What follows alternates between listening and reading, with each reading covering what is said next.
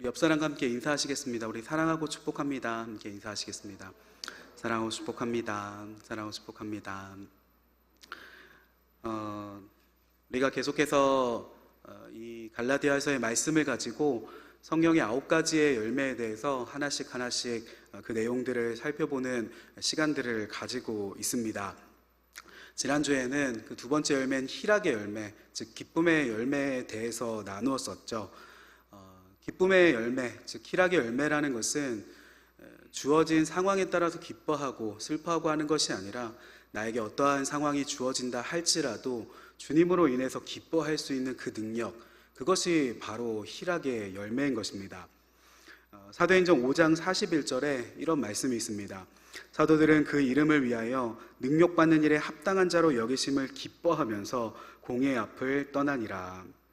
사도들이 그 이름을 위하여 능력받는 일에 합당한 자로 여기심을 기뻐하면서 공의 앞을 떠나니라. 이것이 바로 초대교회 때 있었던 일인 것입니다. 베드로와 사도들이 복음을 전하다가 공회로 잡혀가게 됩니다. 그렇게 예수 그리스도의 부활을 이야기하지 말아라, 또한 예수님의 이름으로 가르치지 말아라, 사도들을 채찍질해서 내보내게 됩니다. 우리가 성경 말씀을 읽으면서 채찍질을 당하였다, 그런가 보다라고 생각을 하기도 하지만은 사실 이 고대 로마 시절에 채찍질이라는 것이 사실은 생각보다 훨씬 더 무서운 것입니다. 영화를 보아서 아시겠지만은 한 대 채찍을 맞을 때마다 그 살점이 찢겨지고 패이게 되고 피투성이가 되고 온몸을 만신창이로 만들어 버리는 것이 바로 채찍질이었던 것이죠. 우리가 생활을 하다가 칼에 베일 때가 있지 않습니까? 우리가 칼에 1cm만 베어도 굉장히 쑤시고 아프고 여러 스트레스를 받게 되는데, 온몸에 피투성이로 그 정도가 될 정도로 너덜너덜해지게 채찍질을 당했다.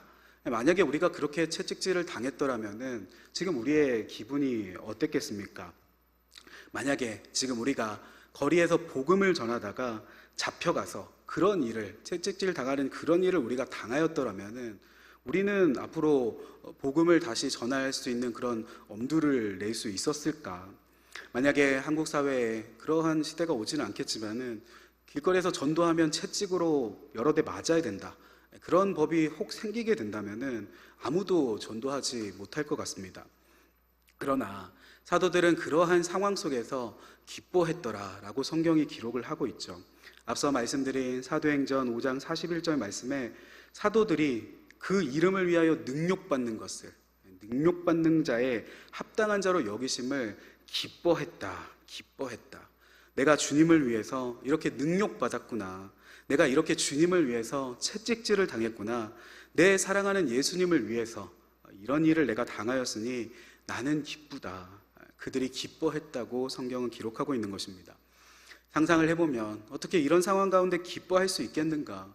온몸에 피칠갑이 되고 피가 줄줄 흐르는 그런 상황 속에서 기뻐할 수 있는 그 힘이 어디에서 나오는 것입니까? 이것을 생각해보면 굉장히 신비한 일이지 않습니까? 이것이 바로 성령께서 함께 하실 때 나타나는 희락의 열매인 것입니다. 희락의 열매가 가진 그 능력인 것이죠. 희락의 열매라는 그 성령의 열매가 그들의 심령 가운데 있었기 때문에 그들은 이러한 고난이 찾아온다 할지라도 기뻐할 수 있었던 것입니다. 성령의 열매다, 성령의 충만한 삶을 살아오는 사람에게 그런 9가지 열매가 맺힌다고 성경이 말을 하죠. 오직 성령의 열매는 사랑과 희락과 화평과 오래 참음과 자비와 양성과 충성과 온유와 절제니 이 같은 것을 금지할 법이 없느니라. 금지할 법이 없다는 것은 성령 충만한 삶을 살아가는 사람에게 이런 것이 나타날 수밖에 없다라는 그런 이야기인 것입니다. 성령 충만한 사람은 이런 열매를 맺게 된다. 그 두 번째가 바로 희락의 열매인 것이죠. 이 희락이라는 것, 바로 기쁨을 얘기하지 않습니까? 즉 희락의 열매는 기쁨의 열매를 말하는 것입니다. 우리에게 좋은 일이 있을 때 기뻐하는 것은 너무나도 당연한 일이죠. 아이들이 좋은 성적을 받아왔다든지, 아니면 새 집을 사거나 새 차를 샀다든지, 아니면은 하는 사업에 큰 사업건이 체결되었다든지, 이러한 좋은 일이 있을 때 우리가 너무 기쁘다, 기뻐하는 것은 참 당연한 일입니다. 그러나 그런 일이 나에게 있지 않다 하더라도, 혹 내가 고난당하는 상황, 또한 어려운 일이 닥쳤을지라 할지라도 내가 주 안에서 기뻐할 수 있는 그런 사람, 주 안에서 기뻐할 줄 아는 사람, 이런 사람이야말로 희락의 열매를 가진 사람인 것입니다. 채찍질을 당하였다 할지라도 그 예수님의 이름 때문에 기뻐했던 제자들과 같이 우리도 교회 안에서 주를 섬기는 이 모든 일에 희락의 열매를 맺어야 하지 않겠는가? 교회 사역 가운데 혹은 예배 자리를 지키는 일들 가운데 힘들고 어려운 일이 우리 가운데 닥쳐온다 할지라도 그래도 나는 주님만 바라보며 기뻐하겠다. 그래서 우리가 희락의 열매를 맺게 해주십시오. 우리는 이 기도 제목을 가지고 하나님 앞에 기도해야 되는 것입니다. 그래야 어떠한 상황이 찾아온다 할지라도 우리 안에 있는 이 기쁨의 근원 되시는 그 예수 그리스도의 이름을 잃어버리지 않을 수 있는 것이죠. 그래서 주변 사람들이 볼 때 저분은 어떻게 저렇게 항상 표정이 밝을 수 있는 것인가? 그럴 만한 상황이 아님에도 불구하고 저렇게 기뻐하는 것들을 상실하지 않는 것을 보니까 저 사람이 믿는 예수님이 참 특별한 분이신가 보다. 그렇게 이 기쁨이라는 것을 주변 사람들에게 전염시킬 수 있는 사람, 그런 사람이 바로 희락의 열매를 맺은 사람이라는 것입니다. 화평의 열매, 오늘 본문은 설교 제목은 화평의 열매를 얘기하고 있죠. 이 화평의 열매라는 것도 사실 마찬가지입니다. 성령의 열매, 그 세 번째가 화평의 열매죠. 화평, 이 화평이라는 단어를 쉽게 말하면은 평화를 말하는 것입니다. 평화다, 우리가 관계 속에서 다른 사람들과 평화롭게 지내는 것, 또는 우리가 상황 속에서 우리의 마음의 평화를 누리는 것, 이것이 바로 화평의 열매인 것입니다. 이 화평의 열매도 희락의 열매와 마찬가지로 그럴 만한 상황이 아님에도 불구하고 여전히 마음의 평화를 누리는 사람, 그 마음이 단단해서 흔들리지 않는 사람, 또한 어떠한 사람을 만날 때 그럴 만한 상대가 아닌데도 여전히 그 사람과 화평하게 지낼 수 있는 사람, 그런 사람이 바로 화평의 열매를 맺은 사람인 것입니다. 예를 들어 나하고 잘 맞는 사람이 있을 수 있습니다. 내 말을 잘 들어주고 맞다 해주고 또 취미가 같기도 하고, 이렇게 나랑 잘 맞는 사람이랑 잘 지내는 것은 사실 누구라도 할 수 있는 일이죠. 사실 교회를 다니지 않는다 할지라도 나랑 잘 맞는 사람이랑 잘 지내는 것, 하나도 특별할 것이 없는 일이기도 합니다. 그러나 도무지 잘 지낼 수 없을 것 같은 사람, 도무지 잘 지낼 수 없을 것 같은 사람과도 평화롭게 잘 지내는 것, 어떻게 저런 사람과도 잘 지낼까 하는 것이 바로 화평의 열매가 가진 능력이라는 것입니다. 우리는 어떻습니까? 나는 이 공동체 안에서 여러 사람들과 두루두루 잘 지내는가? 아니면 반대로 관계의 그런 어려움들을 겪는 사람인가? 우리는 보통 돌아보면은 교회 안에서 나랑 안 맞는 사람이 한 명 혹은 두 명이 있기 마련입니다. 그래서 저 김 집사님이랑은 도저히 안 맞아서 힘들다, 충분히 그럴 수 있는 일이라는 것이죠. 우리가 가정에서 부부끼리도 안 맞기도 하고 혹은 내 자녀랑도 잘 안 맞기도 하는데 어떻게 하나님의 교회 공동체라고 할지라도 이 모든 사람들이 다 나랑 맞을 수 있겠습니까? 그래서 교회 안에서 한 사람이랑 사이가 안 좋은 정도는 충분히 그럴 수 있다라고 이야기를 해도 좋겠다는 생각이 듭니다. 그러나 그것이 아니라 스스로 잘 생각해 봐야 됩니다. 내가 누구 한 사람이랑 사이가 안 좋다, 그것은 그럴 수도 있겠다 싶지만은 내가 김 집사님이랑도 싸워서 사이가 안 좋다, 내가 이 집사님이랑도 싸워서 사이가 안 좋다, 내가 박 집사님이랑도 싸워서 사이가 안 좋다, 내가 최 집사님이랑도 싸워서 사이가 안 좋다, 내가 교회 안에서 사이가 좋지 않은 사람이 두세 명을 넘어가기 시작을 한다? 그러면은 스스로를 잘 생각해 봐야 합니다. 나랑 안 맞는 사람이 여러 명이라면은 이것은 어쩌면 상대방의 문제가 아니라 어쩌면 본인 자신의 문제가 있을지도 모른다는 것이죠. 아이들도 그렇지 않습니까? 아이들을 케어하고 돌보다 보면은 교회에서도 그럴 때가 있죠. 이 친구랑 저 안 맞아요, 이 친구랑 같은 조 하기 싫어요, 막 싸우고 다른 조로 보내달라는 아이들이 때로 있습니다. 어떤 친구랑 싸웠기 때문에 나 다른 조로 보내주세요 선생님 하고 하는 얘기들이 있죠. 그런데 굉장히 신기한 일이 있습니다. 그 아이의 말을 듣고 그래, 그 친구랑 사이가 안 좋아? 그렇다면 너 다른 조에 넣어줄게 하고 다른 조에 넣어주면은 한 번 싸웠던 친구는 다른 조에 넣어줘도 또 누군가랑 싸우고 있는 것을 보게 되는 것이죠. 그런 것을 보면은 보통 싸우는 사람이 계속해서 상대를 바꿔가면서 싸우는 것들을 보게 되는 것입니다. 이런 것들을 생각해 보면은 그렇구나. 내가 다투는 사람들이 많다? 그렇다면은 스스로를 잘 돌아봐야 되는 것이, 어쩌면 이것은 타인의 문제가 아니라 혹시 나의 문제는 아닌가? 이것을 우리가 잘 생각해 봐야 한다는 것입니다. 그런 분들께 필요한 것이 있다면은 바로 이 화평의 열매라는 것이죠. 화평의 열매다. 화평의 열매를 가진 사람은 인간관계를 할 때 이렇게 합니다. 저 사람은 참 별나다, 경쟁적이다, 싸우든 말한다, 자기만 생각한다, 또는 말을 되게 이상하게 한다. 그러나 화평의 열매를 가진 사람은 그런 것들을 다 느낄지라도 굳이 꼭 싸워야 하는가라고 생각을 합니다. 적당한 선에서 그 사람과 싸우지 않고 잘 지내는 사람, 그래서 어떤 사람이라도 굳이 적을 만들지 않는 그런 사람이 바로 화평의 열매를 맺은 사람이라는 것이죠. 동시에 그렇게 다른 사람들과 다투지 않고 화평하게 지내는 사람이다? 그런 사람은 성령 충만한 사람이라고도 볼 수 있는 것입니다. 왜냐하면 성령의 열매인 화평의 열매, 그것을 그 인격 가운데 맺은 사람이기 때문에 이 사람은 이런 분야에 있어서 성령님과 함께 연단하며 살아왔구나, 그렇게 성령 충만한 삶을 살아왔다고 보아도 무방한 것이죠. 그래서 희락의 열매든지 화평의 열매든지 이것은 우리의 선택사항이 아니라는 것입니다. 내가 그것을 받아도 되고 내가 없어도 되고 하는 것이 아니라, 그리스도인이라면 누구나 교회의 공동체 안에서 살아가면서 성령님의 도우심으로 반드시 우리의 인품 가운데 맺어가야 되는 좋은 인품의 열매가 바로 화평의 열매라는 것이죠. 그리고 또한 희락의 열매라는 것입니다.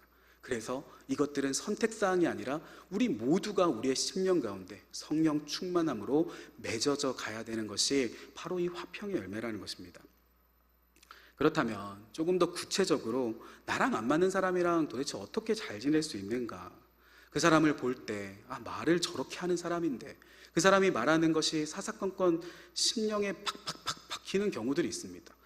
저 말만 하면 내 마음이 상한다, 저 사람이랑 얘기만 하면 내 심령이 막 무너지는 것 같다, 시험에 빠진다, 저렇게 늘 분쟁을 일으키는 사람인데 그런 사람이랑 어떻게 잘 지낼 수 있겠는가? 이런 것을 다르게 말하면은 우리가 어떻게 화평의 열매를 맺을 수 있는가, 그 문제인 것입니다. 첫째, 그 방법이 있다면은 첫째, 우리는 서로를 양으로 바라봐야 됩니다.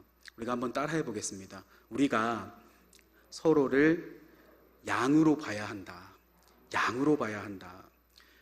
이 양은 매 우는 그 양을 말하는 것이 맞습니다. 우리 옆 사람 한번 보시겠습니까? 옆 사람을 볼 때 어떻게 양같이 생기셨는지, 아니면은 무엇같이 생겨 보이십니까? 피부도 뽀얗고 머리도 복슬복슬하고, 그렇게 외모를 양같이 보라는 것이 당연히 아니겠죠. 성경에 나오는 말씀에 주님은 나의 목자시고 우리는 양이라고 성경에 말하고 있지 않습니까? 주님 앞에서만 우리가 양이 될 것이 아니라 우리가 서로를 바라볼 때도 서로를 양으로 바라볼 수 있어야 한다는 것입니다. 이분은 양이시지, 저분은 양이시지. 이사야 53장 6절 말씀에 우리는 다 양 같아서 그릇 행하여 각기 제 길로 갔거늘 여호와께서는 우리 모두의 죄악을 그에게 담당시키셨도다. 우리가 잘 아는 말씀이죠. 우리는 다 양 같아서 그릇 행하여 각기 제 길로 갔거늘. 양이라는 것이 사실 그런 존재라고 합니다. 그릇 행하여 제 길로 가는 존재, 그런 동물이다. 우리는 서로를 그런 눈으로 볼 수 있어야 합니다. 이 사람은 양이다, 이 사람은 양이다, 각기 제 길로 갈 수 있는 그런 양이시지. 양이 어떤 동물입니까? 제가 인터넷을 한번 찾아봤습니다. 이 양이라는 동물은 참 손이 많이 가는 동물이라고 합니다. 첫 번째로 양은 혼자 힘으로 먹이를 찾지도 못한다고 합니다. 자기 힘으로 먹기를 찾지도 못해서 목자가 없으면 그냥 굶어 죽는다고 합니다. 그 지역의 풀을 다 뜯어 먹으면 다른 지역으로 찾아갈 줄 알아야 되는데 목자가 다른 지역으로 이동시켜주지 않으면 그냥 그 자리에서 굶어 죽는다고 합니다. 그렇게 먹을 것도 스스로 찾지 못하는 존재가 바로 양이다. 두 번째로 양은 시력이 나쁘다고 합니다. 그래서 눈앞에서 뭔가 어른어른 보인다? 그러면 그냥 그것을 따라간다고 합니다. 심지어 방향 감각도 둔해서 이 앞에 낭떠러지가 있는지 또는 가시나무가 있는지 그것조차 구분을 잘 못한다고 합니다. 세 번째로 양은 잘 속는다고 합니다. 그래서 야생의 개들이 양떼들을 슬쩍 계곡이나 이런 곳으로 유인해서 쉽게 잡아먹을 수 있는 동물이 양이기도 하다. 네 번째로 양은 잘 넘어지기도 한다고 합니다. 참 가지가지하죠. 또한 잘 넘어지기도 할 뿐더러 한번 넘어지면은 스스로 일어나지도 못하기 때문에 목자가 와서 그 양을 일으켜 줄 때까지 계속 그대로 누워 있는다고 합니다. 심지어 일어난 후에도 중심을 잘 못 잡아서 똑바로 걸을 수 있도록 도와줘야 비로소 잘 걸을 수 있다. 다섯 번째로 양은 겁도 많다고 합니다. 겁도 많은데 심지어 힘도 약하고 방어력도 없고, 그리고 또한 다리도 짧아서 뛰는 속도도 굉장히 느리다고 합니다. 그래서 맹수들의 타깃이 되기 쉬운 것이 바로 양이다. 이런 것들을 인터넷에 찾아보면서 하나님 어떻게 양 같은 그런 동물을 만드셨을까? 참 양이란 동물이 참 가지가지하고 참 대단하다라는 생각을 했습니다. 어찌 이런 비루한 동물이 다 있을까? 인간의 도움이 없으면 실제로 생존하기가 어려운 동물이라고 하더라고요. 그래서 그런지 사실 그 옛날 창세기 시절부터 이미 인간에게 길들여져서 돌봐져 왔던 동물이 바로 양이지 않습니까? 우리의 신앙의 조상이신 그 창세기 시절의 아브라함, 이삭, 야곱이 다 목축하던 양치는 사람들이지 않았습니까? 그래서 창세기 시절부터 인간에게 돌봄을 받았기 때문에 생존에 필요한 특별한 능력들을 기르지 못한 것은 아닌가 생각을 해보기도 하지만은 어쨌든 양은 그런 존재라는 것이죠. 그래서 성경이 우리를 양에 비유하는 것입니다. 너희는 목자 없이는 생존하지 못하는 그런 존재다. 우리는 그릇 행하여 제갈 길로 가는 양과 같은 존재들이다. 옆 사람을 한번 다시 보시기를 바랍니다. 이분이 바로 그런 양 같은 존재라는 것이죠. 아, 이분이 양이시구나. 앞서 말씀드린 그 양에 대한 설명들을 듣고 생각해 보면은 이분이 양이시다.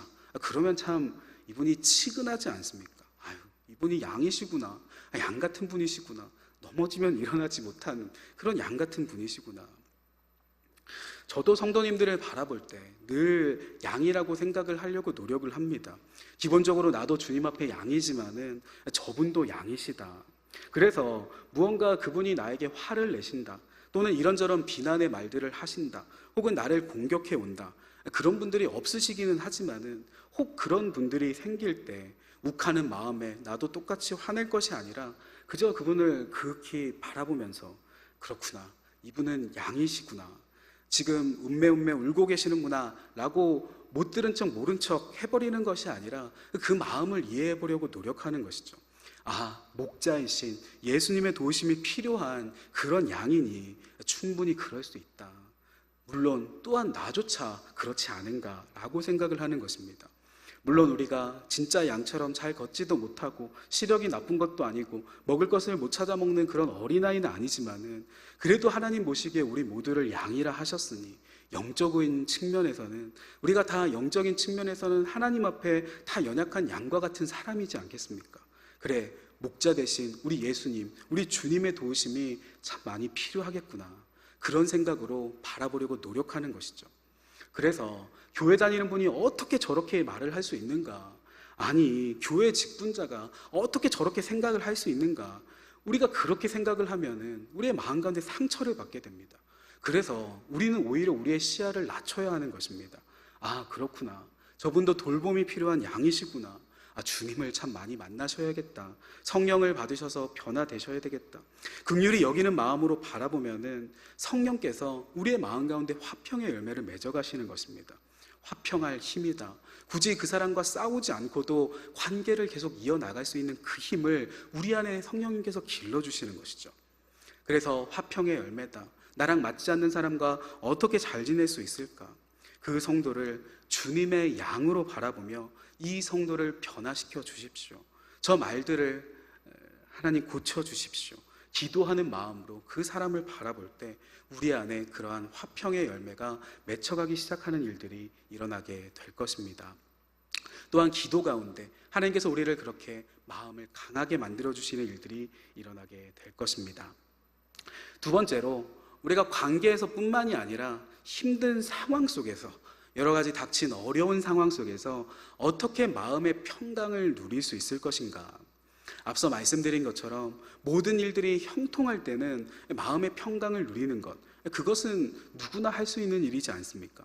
그러나 화평의 열매다, 힘든 상황이 나에게 닥쳐온다 할지라도 그 마음이 깊은 바다처럼 잔잔한 사람, 저분을 바라보니까 저분은 참 어려운 일이 생겨도 그다지 요동하지 않으신다, 힘든 내색을 하지 않으신다, 좀 일상적인 언어로 말하면 호들갑 떨지 않으신다, 어떻게 저렇게 문제 앞에서도 안정적일까? 우리가 그런 분들을 볼 때가 있죠. 그러한 마음의 평강이라는 것, 이것이 바로 화평의 열매인 것입니다. 화평의 열매는 마음의 평강을 말하는 것이다. 그래서 두 번째로 힘든 상황 속에서 마음의 평강을 누리는 방법, 그것은 우리가 방금 말씀드린 것처럼 우리 주님을 목자로 바라볼 때 우리는 어떤 상황에서도 평강을 누리게 되는 것입니다. 주님을 목자로 바라볼 때 어떤 상황에서도 평강을 누리게 된다. 우리가 한번 따라해 보시겠습니까? 주님을 목자로 바라볼 때 어떤 상황에서도 평강을 누리게 된다. 사실 뻔한 이야기죠. 우리 주님을 목자로 바라본다? 우리가 너무나도 잘 알고 있는 뻔한 얘기지 않습니까? 그러나 그럴지라도 우리가 그 의미를 다시 한번 묵상해보고 정말로 우리가 그렇게 믿고 있는지를 돌아봐야 하는 것입니다. 양에 대해서 말씀을 드렸죠. 양은 어떤 존재입니까? 양은 그렇게 부족하기 때문에 목자가 가자는 대로 따라가는 존재가 바로 양입니다. 이것을 우리가 목자이신 주님을 바라보면서 우리 역시 그렇게 할 수 있어야 한다는 것이죠. 가자는 대로 가는 그것이 바로 사실은 화평의 열매라는 것입니다. 주님께서 가자는 대로 그저 따라갈 수 있는 그 힘이 사실은 화평의 열매인 것이다. 그것이 화평의 비밀인 것입니다. 양은 생존 능력이 없다고 말씀을 드렸죠. 시력도 좋지 않습니다. 그래서 목자가 가자는 대로 따라갑니다. 그렇다면 우리가 과연 그렇게 할 수 있겠는가? 주님은 나의 목자십니다. 정말로 내가 그렇게 믿는다면은 우리가 상황 가운데 연연하지 않게 되는 것입니다. 왜냐하면은 목자이신 주님이 우리를 쉴 만한 물가로, 푸른 초장으로 인도하실 것이다. 이것이 바로 믿음의 문제인 것이죠. 과연 나는 우리 주님을 목자라고 고백하는데 나의 믿음은 어느 정도의 수준인 것인가? 양들은 목자를 신뢰하기 때문에 그의 음성을 들으며 그저 따라갑니다. 어디 좋은 데로 데리고 가시겠거니, 어디 필요하니까 가자고 하시겠거니, 이런 것들을 잘 배울 수 있는 곳이 군대이지 않습니까? 군대라는 것은 시키는 대로 해야 하는 곳입니다. 군대에서 머리를 쓰기 시작하면 굉장히 골치 아파지죠. 이 일을 도대체 왜 하는 것일까? 또 이 일을 도대체 왜 이런 방법으로 하는 것일까? 이렇게 하면 더 편하지 않을까? 이런 고민을 하는 친구들은 군대에 잘 적응을 하지 못합니다. 그저 데리고 가서 밥 먹으라고 하면은 밥 먹으라고 하는가 보다 밥 먹고, 땅 파라고 하면은 땅 파라고 하는가 보다 땅 파고, 다시 메꾸라고 하면 그냥 메꾸라고 하는가 보다 또 땅을 메꾸고, 이게 도대체 뭐 하는 짓인가 싶기도 하지만은 그냥 하는 친구들이 또 있죠. 그러면 몸은 피곤할지라도 머리는 복잡해지지 않는 것입니다. 사실 마음의 평강이라는 것, 그것이 사실은 거기에서 오는 것이죠. 하물며 우리 주님이 그렇지 않겠습니까? 군대에서는 때로 필요 없는 것들을 그냥 아무렇지도 않게 우리에게 강요하며 얘기할 때도 있지만은 우리 주님은 어떤 분이십니까? 우리 주님이 필요 없는 것을 우리에게 말하실 분이십니까? 우리 주님이 우리를 사랑하시는가 미워하시는가? 당연히 우리를 사랑하는 분이시죠. 우리 주님이 우리가 잘 되기를 원하시는가? 우리가 망하기를 원하시는가? 당연히 우리가 잘 되기를 원하시는 분이십니다. 주님은 우리를 향한 선한 뜻을 가지고 계시는가? 아니면 그냥 내버리기도 주고 방치하시는가? 당연히 우리를 향한 선한 뜻을 가지고 계신 분이십니다. 당연한 일인데, 우리가 너무나도 잘 알고 있는 일인데 내가 정말로 이것을 믿고 있는가? 힘든 상황이 닥쳐올 때 내가 이런 믿음을 정말로 가지고 있는가? 우리 자신을 볼 수 있어야 한다는 것이죠. 그래서 우리는 힘을 빼는 연습을 해야 됩니다. 우리는 주님 앞에 믿음으로 힘을 빼는 연습을 해야 합니다. 주님 받쳐주십시오. 힘을 빼야 물에 뜨게 되고 거친 파도를 주님의 의지에 헤쳐나갈 수 있게 되는 것입니다. 내가 내 인생을 붙들고 가는 것이 아니라 그 결과를, 그 과정을 주님께 맡겨드리는 그 연습을 우리가 끊임없이 해나가야 하는 것입니다.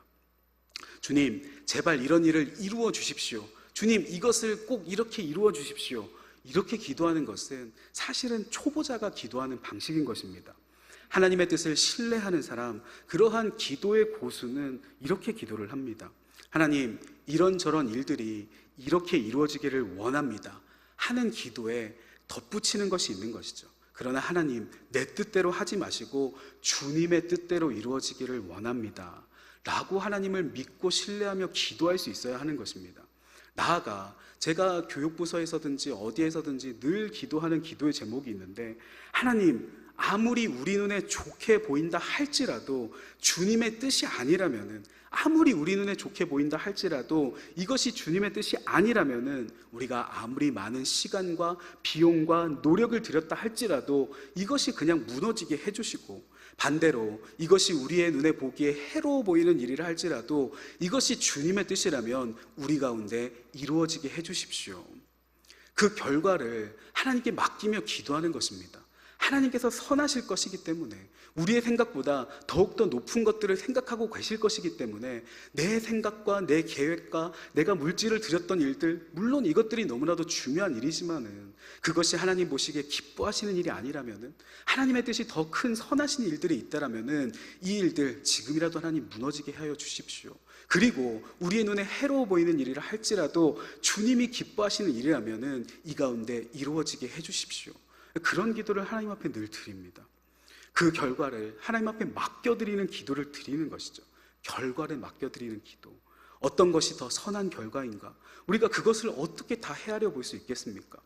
이런 대학에 가고 싶습니다. 그러나 내 뜻대로 마시고 주님 뜻대로 이루어 주십시오. 사실 나는 이런저런 과를 가고 싶었는데 결국 무슨 과를 가게 되었다. 돌아보면 그래, 그 과를 가게 된 것이 주님의 뜻이었구나. 이런저런 고난이 닥쳐옵니다. 이것이 무슨 일인가? 왜 이런 일이 닥쳐오는가? 힘들고 어려웠지만 지나 보았더니 이것이 주님의 예비하심이었구나. 이런 일들을 통해서, 이런 과정을 통해서 이런 것들을 나에게 허락하시기 위해서 이러한 고난의 길을 걷게 하셨구나. 우리가 살면서 이런 경험들을 한두 번 해본 것이 아니지 않습니까? 사실 돌아보건대 하나님의 모든 선하신 인도하심이었다. 우리가 그렇게 고백하는 일들이 사실 한두 가지가 아닙니다. 그렇기 때문에 기도하는 양은 고민하지 않는 것입니다. 기도하는 양은 고민하지 않는 것이다. 오늘 내가 어느 풀밭으로 가야 할까? 어디에서 맑은 물이 흘러나올까? 스스로 애쓰지 않고 단지 목자의 음성에만 귀를 기울일 뿐인 것입니다. 그렇구나. 오늘 여기로 나를 인도하신 이유가 있었구나. 인도하신 이유가 또한 있겠거니. 이런 사람은 어떤 상황이 와도 흔들리지 않는 사람, 그 마음이 화평한 사람이 되는 것입니다. 다윗의 경우를 한번 생각해 보십시오. 우리 성경 말씀 시편 23편, 우리가 잘 아시는 시편이지 않습니까? 이 시편 23편을 다 같이 한번 찾아보기를 원합니다. 시편 23편 말씀입니다.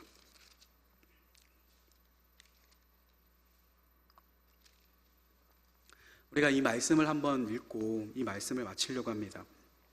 시편 23편입니다. 구약성경 818페이지 시편 23편. 우리가 1절 말씀을 같이 한번 읽어보시겠습니다. 시작.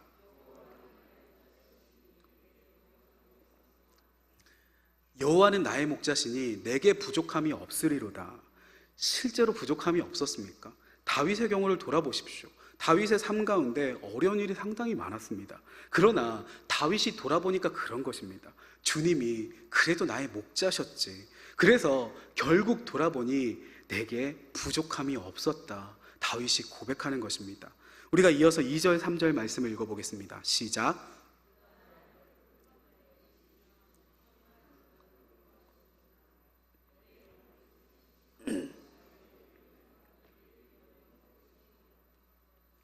쉴만한 물가, 푸른 풀밭과 쉴만한 물가로 우리를 인도하시는 그분, 주님 안에 참된 평화가 있지 않습니까?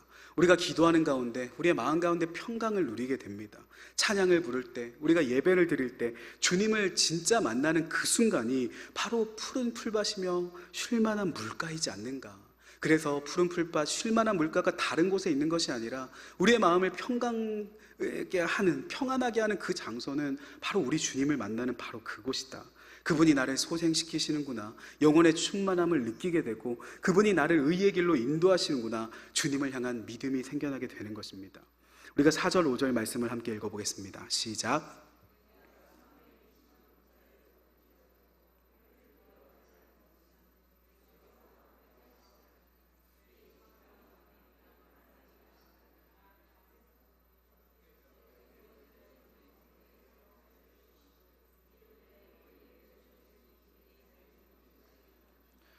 주님이 나의 목자가 되신다. 목자는 목숨을 걸고 양을 지킵니다. 그래서 사망의 음침한 골짜기를 다닐지라도 해를 두려워하지 않을 수 있는 것이죠. 왜냐? 지금 내 눈앞에 계신 이 목자가 인도하고 계시기 때문에. 그래서 목자 대신 예수님을 늘 바라보는 사람, 주님 앞에 거하는 사람은 사망의 골짜기와 같은 그 역경을 만난다 할지라도 두려워하지 않는다. 다윗이 고백하고 있는 것이죠. 주의 지팡이와 막대기가 나를 안위하시리라 믿기 때문에. 결국 우리 모두는 양이다. 우리 주님이 목자가 되신다는 것입니다. 마지막으로 시편 23편 6절의 말씀을 우리가 믿음으로 붙들기를 원합니다. 우리 마지막 절 말씀을 우리가 같이 한번 읽어보겠습니다. 시작.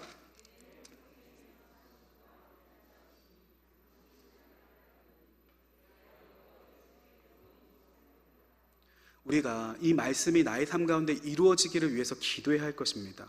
내 평생 가운데 우리의 삶이 다하는 그날까지 하나님의 선하심과 인자하심이 반드시 나를 따르리니 내가 여호와의 집에 영원히 살리로다.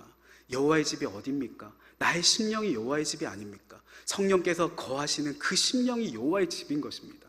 그래서 여호와와 함께하는 사람, 성령이 충만한 사람은 그 자체가 여호와의 집이 되어 평강을 누리는 사람으로 살아갈 수 있게 되는 것입니다. 혹시 믿을 수 없는 어려운 일을 당하신 분이 있으십니까? 이러한 양의 믿음을 가지시기를 주님의 이름으로 축복합니다. 목자이신 우리 주님이 분명 뜻하신 바가 있겠거니, 물론 어려운 마음과 힘든 가운데 정말로 어려운 순간들이 닥쳐오게 되면 우리가 주님조차 보이지 않고 기도조차 잘 되지 않는 순간이 오기도 하지만은, 그래도 우리가 평소에 쌓아놨던 믿음들을 붙들며 그래 주님께서 뜻하신 바가 있겠거니 우리가 그런 믿음으로 평강을 누릴 수 있어야 하지 않겠습니까? 이전에 교회들에 있을 때 가끔씩 누가 저에게 물어보실 때가 있으셨습니다. 지금도 한 번씩 다른 목사님들을 만나거나 혹은 동료들을 만나거나 그럴 때, 그래서 김용 목사님은 앞으로 어떻게 하실 건가요? 그러면 그렇게 물어보는 분들이 있으십니다. 앞으로 어떻게 계획이 되냐? 때로는 저희 부모님이 그래서 너 앞으로 어떻게 할 거냐 물으시면은 저는 그냥 잘 모르겠어요 라고 대답을 합니다. 잘 모르겠어서 불안한 것이 아니라 그냥 어떻게 되겠거니 하고 그냥 마음을 주님 앞에 내려놓는 것이죠. 아내와 항상 그런 이야기들을 합니다. 주님이 가게 하시면 그냥 가는가 보다 하고 따라가자. 멈추게 하시면 그냥 멈추게 하시는가 보다 그 자리에 멈추고 주님 보고 멈추고, 어찌어찌 생각지도 않았던 이 서귀포 땅까지 오게 하셨으니 뭔가 여기에 또 할 일이 있는가 보다. 미래에 어떻게 될 것인가, 나의 미래를 그리며 큰 그림을 그리기보다 주님 안에서 그저 이 하루하루 한 해 한 해를 살아가는 것입니다. 우리는 다 양이다. 서로서로를 그렇게 양으로 바라보시기를 소원합니다. 그래야 우리가 다투지 않게 됩니다. 그리고 목자는 오직 우리 주님 한 분만 두시기를 축복합니다. 나의 삶 가운데 다른 목자는 필요 없다. 오직 주님 예수 그리스도의 그 이름, 그분만이 나의 목자가 되신다. 다윗과 같이 여호와는 나의 목자시니 내게 부족함이 없으리로다. 그렇게 하나님 앞에 진심으로 믿음으로 고백하시는 오늘 이 밤의 성도님들이 되시길 주님 이름으로 축복합니다.